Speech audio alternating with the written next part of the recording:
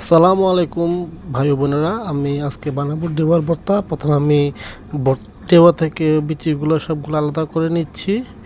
প্রত্যেকটা বিচি আলাদা করতে হবে, সবগুলো বিচি আমি আলাদা করে ফেললাম।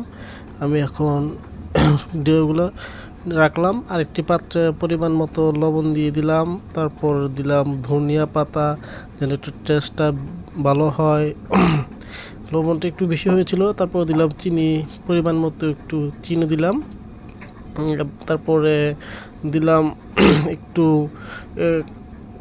মরিচ, তারপরে একটা আচারের যে ভর্তা আছে ওইটা দিলাম। আমার ভর্তাগুলো একটু মাখিয়ে নিলাম। এখন আমার ভর্তা প্রায় রেডি, খেতে অসাধারণ হবে।